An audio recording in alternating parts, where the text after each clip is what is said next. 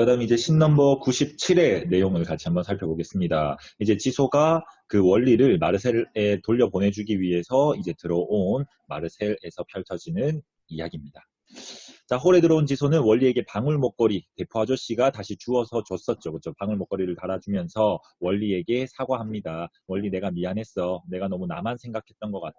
너도 나랑 마찬가지로 집이 필요한데 말이지. 그러면서 그 앞부분에 보시면 왜 원리에게 공감하는 모습이 있었죠. 원리도 집을 잃었고 본인도 집이 없는 그 상황을 이제 그 뉘우치면서 이야기하는 그런 부분인 겁니다. 그래서 자신의 입장에서 원리를 이해하고 있는 그런 모습이 담겨져 있다라는 거 보시면 될 것 같고, 자, 그 다음 널 기다리는 사람이 있어. 나도 내가 기다리는 사람이 빨리 돌아왔으면 좋겠는데 안녕 그러면서 인사를 합니다. 그러면 원리를 기다리는 사람은 바로 노부인을 지칭하는 거일 거고, 나도 내가 기다리는 사람이 있다. 그건 누굽니까?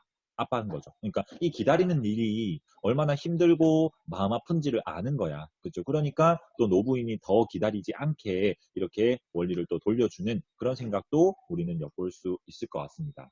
근데 이제 원리를 놓아주고 가려고 했는데 그때 이제 노부인이 나타났죠. 그래서 원리가 노부인에게 달려가는 그런 모습이 그려지고 있습니다. 자, 그래서 원리를 찾아줘서 고맙다. 근데 원리가 노부인에게 달려왔잖아. 그런 모습들을 봤을 때, 그런 모습들을 봤을 때, 이 말대로 원리가 제 발로 나간 것 같진 않구나. 막 이렇게 얘기를 합니다. 그래서 이제 지소가 안녕히 계세요 하고 가려고 하는데, 지소가 이제 한마디를 또 하죠. 근데 원리는 목줄을 풀어주면 엄청 좋아해요. 라고 이렇게 얘기를 합니다. 잠시 그 원리 목걸이 던지기 전에 목줄을 풀었을 때 두 발을 올리면서 오, 막 이렇게 재롱 부렸던 거 기억하죠. 그죠? 그 모습을 떠올리면서 이제 얘기를 해주는 겁니다. 근데 노부인이 네가 그걸 어떻게 하니? 너는 그냥 얘를 찾아서 데리고 온 거 아니야? 라고 이렇게 물어보니까 지소가 이제 사실은 그러면서 제가 훔쳤어요 라고 사실대로 모든 것을 이야기하게 됩니다. 근데 우리 알잖아. 이 자신의 잘못을 솔직하게 얘기한다라는 게 얼마나 어려운 일인지 한 번쯤은 경험이 있을 겁니다. 그렇죠? 그렇지만 우리는 이 영화를 통해서 또 배워야 되는 점이 이렇게 자신의 잘못은 솔직하게 얘기하고 뉘우칠 줄 알아야 한다. 아시겠죠? 그래서 어렵지만 솔직하게 자신의 잘못을 털어놓는 그런 지소의 모습이 그려지고 있습니다. 그래서 밑에 부분을 같이 한번 보시면 노부인에게 자신의 지난 사연을 이야기하는 지소의 모습이 그려지고 있습니다. 그 다음 그 부분이 내레이션으로 처리되어 있는데, 자, 나는 그 순간 내 평생 가장 힘겨운 일을 해냈다. 힘겨운 일은 뭐였습니까? 자신의 잘못을 솔직하게 털어놓는 그 어린아이가 하기 힘든 고를 해놨다라는 거죠. 할머니에게 모든 사실을 털어놨다. 근데 어떤 얘기들을 했냐면 첫 번째, 어느 날 아빠가 떠났던 얘기. 그래서 두 번째, 집에서 쫓겨나서 차에서 살고 있는 이야기. 그다음 세 번째, 평당에 500만 원짜리 전셋집 이야기. 그다음 그래서 거기에서 생일 파티까지 이야기. 그러면서 원리를 훔친 이야기까지 했겠죠. 그래서 모든 것들을 말했다 그랬습니다. 근데 노부인이 거기에 대해서 막 꾸짖기보다는 고개를 끄덕이면서 지소를 이해하는 모습을 보여줬지만, 근데 이 노부인이 참 좋은 사람입니다. 그렇죠? 어린아이에게 그냥 마냥 이렇게 토닥여주는 것이 아니라 너를 이해는 하지만 그래도 네가 한 짓은 정말 나쁜 짓이야. 그건 변하지 않아 라고 하면서 확실하게 잘못을 또 짚어주는 부분이 있습니다.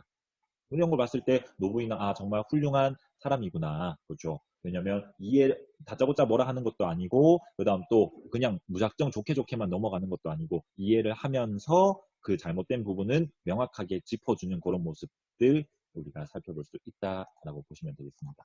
자, 그래서 노부인의 말에 고개를 끄덕이면서 눈물을 뚝뚝 흘리는 지소. 그러면 이 눈물은 뭐겠습니까? 반성의 의미를 지니고 있다라고 보시면 되겠죠. 그렇죠? 그러면서 죄송해요. 전 이만 가볼게요. 라고 하면서 이제 떠나는 지소의 모습이 그려지고 있습니다. 자, 여기까지가 씬 넘버 97의 내용이었습니다. 자, 이제 우리 이 시나리오의 마지막 대단원 부분을 살펴보겠습니다. 그래서 씬 넘버 98과 100까지 한 번에 살펴볼 텐데, 여기에 담겨 있는 내용은 지소는 자신을 용서한 노부인에게 원리의 산책을 부탁받고, 그 다음 엄마에게 생일 축하 도시락을 받는 그런 모습이 담겨져 있습니다. 그러니까 이제 모든 갈등이 해소가 되어서 마무리가 되는 그런 부분이 담겨져 있다라는 거죠. 그렇죠.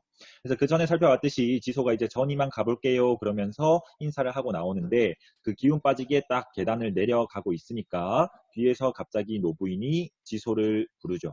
얘야. 그러면서 지소를 부르고 이제 노부인이 얘기를 합니다. 내일 마르셀에 와서 원리 산책을 시켜주겠니? 대신 맛있는 아이스크림을 주마 그랬습니다. 그렇죠? 그러면 이 말이 뭐야? 그냥 지소의 모든 잘못을 뭐 합니까? 용서해 주겠다는 노부인의 태도가 담겨 있는 거죠. 그렇죠?